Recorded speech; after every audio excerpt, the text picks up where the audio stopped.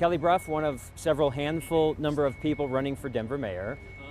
You're outlining some of your policies at a news conference here. I just want to, I'll read one back to you one by one and ask you a question. You said you want to be sending the right people to the right situation when it comes to law enforcement and mental health. Yeah. Does that mean if you're mayor, Denver police gets fewer dollars so you can use more money for co-responder programs? Yeah, I think it's hard to know now, have we overfunded or underfunded police? Certainly when you compare in the nation, it looks like we need more officers per capita. But as you make this shift, to your point, Marshall, maybe we don't. Maybe this is where, as we start to identify how many mental health professionals we need, we get a better sense of what do we really need to respond to the police emergencies. How does that differ from the concept of defund the police? Yeah, it differs because police are critically important to our public safety strategy in this city. I want to really communicate that very clearly, right? This isn't about defunding anybody. This is about making sure we have the right resources and provide the funding for those resources to the right issue. But you'd probably have to take from somewhere, because there's no, unless you have like new money, you'd have to come from existing budget money to make that work? Yeah, I mean, council has expanded the STAR program in this year's budget. You'd see us probably continue to do that. But the reality is the city, every single year in its budget, does just that, allocates dollars based on where is the best use for those dollars.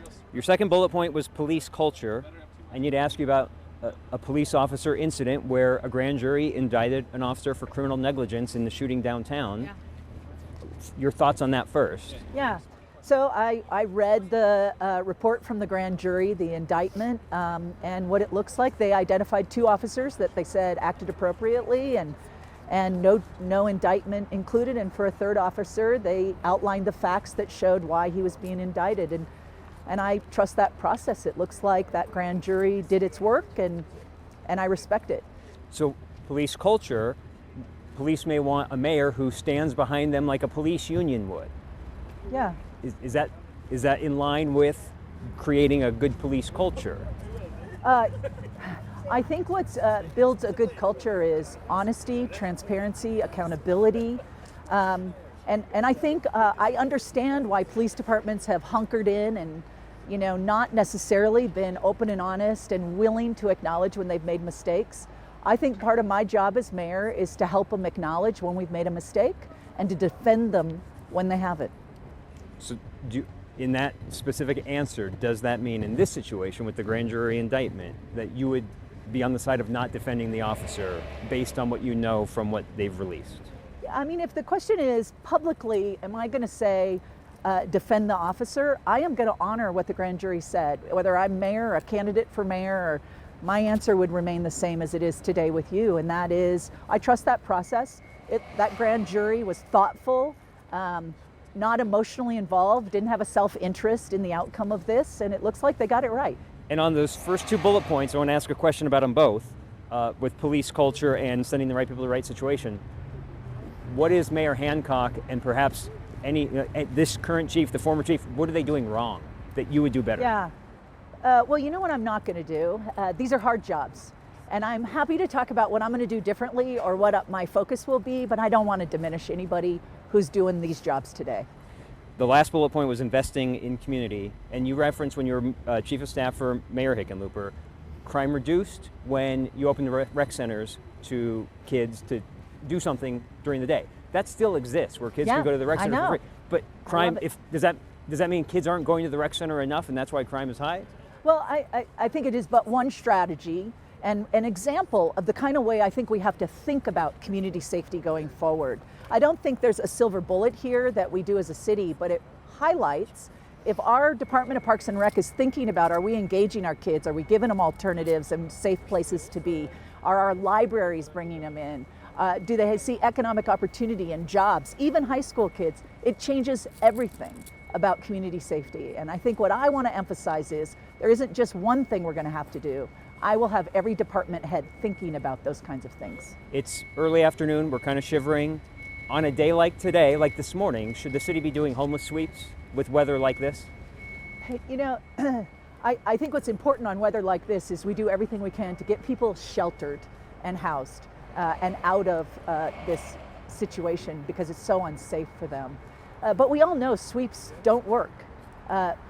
Moving a tent across a border, pretending we solved someone's problem, it doesn't work. We need to house and shelter people.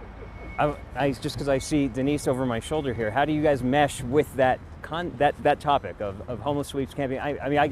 Did you have to convince her that I can be reformed to your side, or we can find middle ground? This is what I really believe about most of these issues. And that is, when we just do the soundbite, when we just do the one statement, it looks like two sides could never agree. And when you really sit down and talk through it, what you realize is we agree on much more than we're giving ourselves credit for.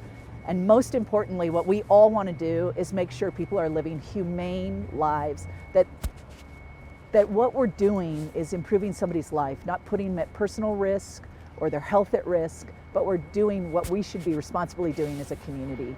And there's lots of agreement around that. And I know we don't have a mic on you, Denise, and this will be on the web, so I'm not sure how much they'd be able to hear you, but I just want to point out, I brought you up because your work with the ACLU and when it came to the camping ban, where you stood versus... I think one of the things that I think is really important is the one issue that Kelly and I will certainly agree on is having people living outside without shelter in inclement weather, whether it be this or 110 degrees in July, that is inhumane.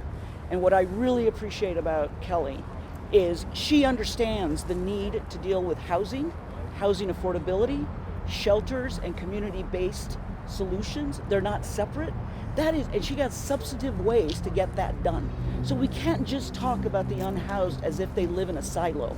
All of these things go together.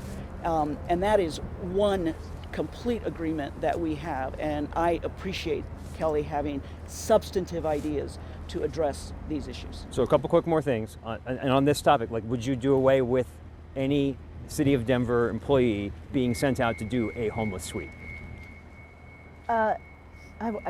Would you get away with any policy of we're going to send out notice? I think outreach will be critically important. And you're making me talk about a policy I'm not supposed to talk about yet because we haven't issued it. But this is what I would say. We know outreach will be critically important to housing and sheltering people. That will be our strategy. And I'm going to give you all the details you want, Marshall, but let us finalize it and release it publicly. On housing, I didn't hear anything about housing. Is it only There's going to be a housing policy too. You're going to be sick of it. You're going to do multiple we have to come out multiple times. I hear what this is going. As former CEO of the Metro Chamber, tell the voter why that doesn't mean you're going to be the conduit for business and development to have their way with the city. In 30 seconds or less. Okay, the Chamber has 3,000 members. 95% of those are small business. They're critically, they depend hugely on organizations like the one I ran for their success. And I would argue those are Denver residents working for those small businesses, and they too are depending on those kind of organizations. But one of the things we did at the Chamber, it was the year we got Best Economy in the Nation. And instead of kind of doing a mic drop and walking away, what we did is dug into our economy. And what we found is not everybody was accessing that economic opportunity.